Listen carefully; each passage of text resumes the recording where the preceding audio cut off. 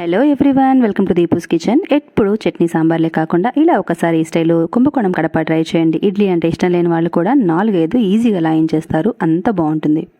దీనికోసం ముందుగా కుక్కర్ని తీసుకొని అందులోకి అరకప్పు వరకు పెసరపప్పును యాడ్ చేసుకోవాలి. దీన్ని 1 నిమిషం పాటు కొద్దిగా సువాసన వచ్చేంత వరకు, రంగు మారేంత వరకు రోస్ట్ చేసుకోవాలి, డ్రై రోస్ట్ చేసుకోవాలి. ఇలా కాస్త వేగిన తర్వాత 2 సార్లు వాష్ చేసేసుకొని తీసుకోవాలి. ఆ తర్వాత ఇందులోకి 1 కప్పు వరకు వాటర్ని యాడ్ చేసుకుందాము. అలాగే 2 బంగాళాదుంపల్ని ఇక్కడ పొట్టుతో పాటు పెట్టేసుకోవాలి. 1/2 టీ స్పూన్ అంతా పసుపును వేసేసుకొని మూత పెట్టి 3 నుంచి 4 విజిల్స్ మీడియం టు హై ఫ్లేమ్లో ఉంచుకొని కుక్ చేసేసుకోవాలి. ఈలోపు మనం మసాలా పేస్ట్ తయారు చేసుకుందాం. మిక్సీ జార్లోకి 1/2 కప్ అంతా ఫ్రెష్ కొబ్బరిని, అలాగే 2 ఇంచుల వరకు అల్లము, 6-7 వెల్లుల్లి రెబ్బల్ని వేసుకోవాలి. అలాగే కారానికి అనుగుణంగా 4 పచ్చిమిర్చిలను వేస్తున్నాను. అలాగే 1 టీ స్పూన్ అంతా సోంపును యాడ్ చేసుకోవాలి. 1 టీ స్పూన్ అంతా రోస్టెడ్ శనగపప్పు, అలాగే 1/2 టీ స్పూన్ అంతా గసగసాలను కూడా యాడ్ చేసుకొని కొద్దిగా వాటర్ని వేసుకొని మెత్తటి పేస్ట్ లాగా అయితే మనము గ్రైండ్ చేసేసుకొని తీసుకోవాలి. చూస్తున్నారు కదా, మనకు చక్కగా మసాలా పేస్ట్ అయితే రెడీ అయిపోయింది. పక్కన ఉంచేసుకొని స్టవ్ పైన బాణలు పెట్టేసుకొని 2 స్పూన్ల వరకు ఆయిల్ని అయితే వేసేసుకుందాం. ఆయిల్ కాస్త వేడైన తర్వాత 1/2 టీ స్పూన్ అంత సోంపు, చిన్న దాల్చిన చెక్క ముక్క, 3 లవంగాలు, 2 యాలకల్ని యాడ్ చేసుకోవాలి. సోంపు అనేది ఈ రెసిపీకి చాలా చాలా ఇంపార్టెంట్, అసలు స్కిప్ చేయకండి. ఒక చిన్న బిర్యానీ ఆకును వేసుకొని ఒక్కసారి ఫ్రై చేసుకొని తీసుకోవాలి.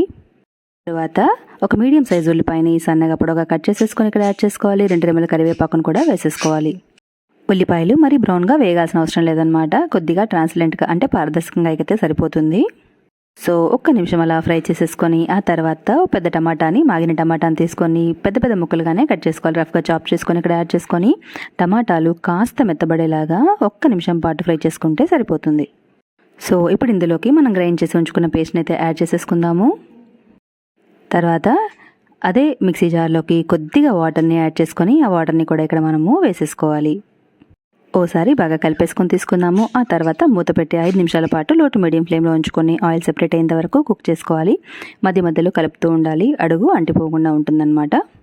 ఈలోపు మనకి పప్పు కూడా ఉడికిపోయి ప్రెషర్ అయితే రిలీజ్ అయిపోయి ఉంటుంది. చూస్తున్నారు కదా, ఒకసారి ఓపెన్ చేసుకొని చూసుకుందాము. ఇందులోంచి ముందుగా బంగాళాదుంపలను అయితే వేరు చేసేసుకోవాలి.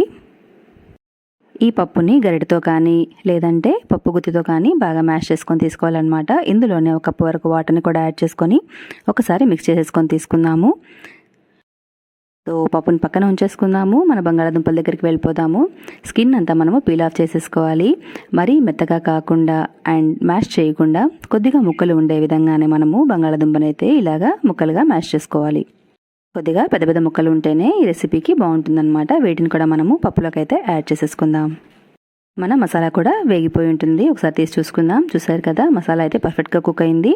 ఒకసారి బాగా కలిపేసుకొని ఆ తర్వాత ఇందులోకి మనం రెడీ చేసి ఉంచుకున్న దాల్ని యాడ్ చేసేసుకుందాం. ఓసారి బాగా కలిపేసుకొని తీసుకుందాము. కొద్దిగా వాటర్ని కూడా వేసుకోవాలి. వాటర్ కన్సిస్టెన్సీ అనేది మీరు ఖచ్చితంగా చూసుకొని అడ్జస్ట్ చేసుకోవాలి. పూరీ చపాతీకి అయితే కొద్దిగా థిక్గా వేసుకుంటే సరిపోతుంది. కొద్దిగా రుచికి సరిపడా ఉప్పు, 1 టీ స్పూన్ అంత కల్లుప్పును యాడ్ చేసి, అదే ఇడ్లీ దోశకైతే ఇలా మరి కాస్త వాటర్ని యాడ్ చేసి కాస్త లూజ్గా అయితే మనం ప్రిపేర్ చేసుకోవాలి. మూత పెట్టి మరో 2 నిమిషాల పాటు హై ఫ్లేమ్లో కుక్ చేసుకుంటే మనకి ఎంతో ఎంతో టేస్టీ అయిన తమిళనాడు స్పెషల్ అయిన కుంభకోణం కడప్ప అనేది రెడీ అయిపోతుంది. టేస్ట్ ఎంత బాగుంటుందంటే మళ్ళీ మళ్ళీ చేసుకొని తింటారనమాట, అంత బాగుంటుంది. తప్పకుండా ఒకసారి ట్రై చేసి చూడండి. నచ్చితే ఛానల్ని సబ్స్క్రైబ్ చేసుకోండి. అంతేకాదు ఫ్రెండ్స్ అండ్ ఫ్యామిలీస్కి షేర్ చేసి నన్ను సపోర్ట్ చేయండి. ఒకసారి ట్రై చేసి చూడండి, మీకే నచ్చుతుంది. చాలా అంటే చాలా టేస్టీగా ఉంటుంది. సో తప్పకుండా ట్రై చేయండి. నచ్చితే ఒక లైక్ చేయండి.